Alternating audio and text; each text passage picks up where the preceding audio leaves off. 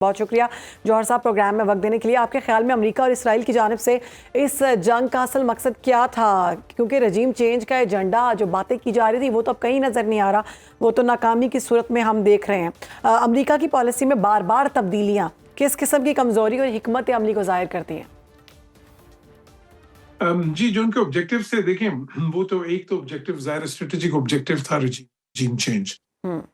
लेकिन जैसा मैंने पहले भी कहा अपने कमेंट्स में कई बार, वो ऑब्जेक्टिव एक स्ट्रेटेजिक ऑब्जेक्टिव था। वो जरूरी नहीं था कि इसी कॉन्फ्लिक्ट में उनको मिल जाए, या पिछले कॉन्फ्लिक्ट में भी, जून में भी, उस वक्त भी उनके ज़हन में तो था, लेकिन वो एक लॉन्ग टर्म उनका ऑब्जेक्टिव है। इजराइल चाहता था कि जरा जल्दी मिल जाए, उन्होंने ट्रंप को भी कन्विंस कर लिया कि शायद इस बार मुमकिन हो। लेकिन जो असल अमेरिका के ऑब्जेक्टिव्स थे, देखिए, वो दो थे। वो ये था कि इनकी न्यूक्लियर कैपेसिटी को खत्म करना है या डिग्रेड करना है, और इनकी मिसाइल कैपेसिटी को। और इसराइल के भी टैक्टिकल लेवल पे यही दो ऑब्जेक्टिव्स थे। अगर स्ट्रेटेजिक ऑब्जेक्टिव निकाल दें, जो टैक्टिकल ऑब्जेक्टिव्स थे वो ये दो थे। अच्छा, उसमें अब जब जब ये जंग हुई है, तो उसमें ईरान ने जो एक रिटेलिएशन की है, और खासी ज्यादा इफेक्टिव रिटेलिएशन थी जून की जंग के निस्बत भी। इस बार उसमें जो टारगेट प्रिसिशन थी बहुत बेहतर थी, और उन्होंने अपने ऐसे मेजर्स भी यूज किए जो पहले पिछली बार उन्होंने इस्तेमाल नहीं किए थे। उसके नतीजे में उन्होंने साथ ही साथ उनके हाथ में जो भी कार्ड्स थे, मिसाल के तौर पर उन्होंने जो उनके मिलिट्री बेसिस है उन पर भी अटैक कर दिया, जो खलीजी ममालिक हैं उनके सिविलियन इंफ्रास्ट्रक्चर पे भी अटैक कर दिया, साथ ही साथ अपना हुर्मुज़ को भी उन्होंने बंद कर दिया। सारे कार्ड्स के लिए Iran went all in, because वो समझते थे कि ये क्योंकि शुरू में जिस तरह की टारगेटेड असैसिनेशंस की इसराइलीज ने, तो वो समझते थे कि ये बिल्कुल हमारे रजीम पे सख्त खतरा है इस वक्त, तो एग्जिस्टेंशियलिस्ट थ्रेट है। उसका नतीजा ये निकला कि उन्होंने एक asymmetric parity, not a strategic parity, asymmetric parity उन्होंने एक अचीव की इस रिटेलिएशन के नतीजे में।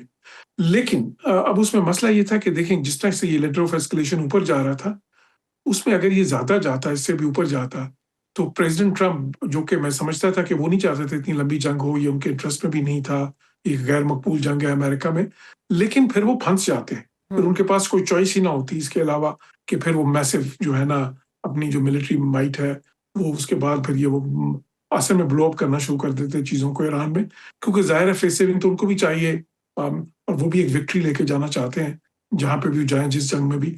तो इसलिए वो फिर वो ईरान के लिए अच्छा ना होता।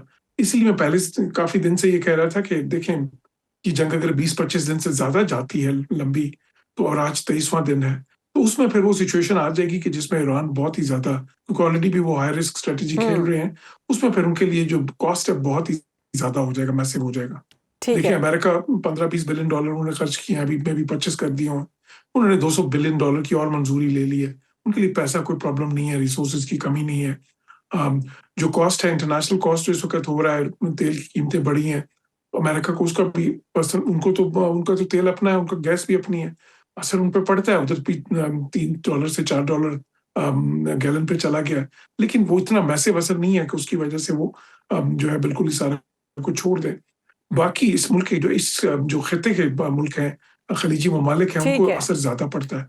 ठीक है, बट सबसे ज्यादा जो कॉस्ट है वो तो ईरान के लिए है ना। साबिक अमरीकी सेक्रेटरी दिफा और CIA के साबिक डायरेक्टर जो है, उनकी जानिब से ट्रंप की पॉलिसियों का पर्दा चाक कर दिया गया। उन्होंने कहा कि इस जंग में हम देख रहे हैं कि अमेरिका की कमज़ोरी पूरी दुनिया पर ज़ाहिर हो चुकी हुई है, और जहां ट्रंप इंतज़ामिया बगैर किसी ठोस मंसूबे के आगे कुआं पीछे खाई वाली सूरत हाल में फंस चुकी है। ट्रंप जो है वो इस वक्त ऐसी सूरत में है कि आगे कुआं है, पीछे खाई है, और ईरान से अभी तक एक चीज़ भी नहीं मनवा सके। तो इनके पास अब आप क्या समझते हैं, ट्रंप के पास अब मुज़ाकरात के अलावा कोई हल नहीं है? क्योंकि हकीकी तौर पर जो एक सो कॉल्ड सुपर पावर का नारा लगाया जाता था वो तो दुनिया ने देख लिया। जी, अच्छा, मेरे जाविये थोड़ा सा इससे मुख्तलिफ है। देखिए, जिसका मैंने कहा कि एक एसिमेट्रिक पैरिटी जो सी है ना, वो ईरान ने अचीव की, अपनी जो रिटेलिएशन उन्होंने की मिसाइल्स के, और उसमें रशिया ने उनको किसी हद तक मदद दी। ये रशियन टेक्नोलॉजी है जिसपे उनके मिसाइल्स बेस्ड हैं, उनको उन्होंने थोड़ा सा इंडिजिनाइज किया है। इन्होंने शुरू किया था नॉर्थ कोरियन टेक्नोलॉजी से, बाद में ये रशियन पे स्विच किए थे, और रशियन जो है मिसाइल्स में दुनिया में शायद सबसे एडवांस हैं सर्टन सेगमेंट्स में। तो वो उसमें तो अच्छे इनके पास जो मिसाइल्स हैं, और ईरान ने वो डेमोन्स्ट्रेट भी किया उनकी पावर। अच्छा, ड्रोन्स जो हैं, इनके जो शाही ड्रोन्स हैं, वो भी शुरू में इन्होंने रशियंस को दिए थे यूक्रेन वॉर के लिए, वो बड़े इफेक्टिव थे वहां पे।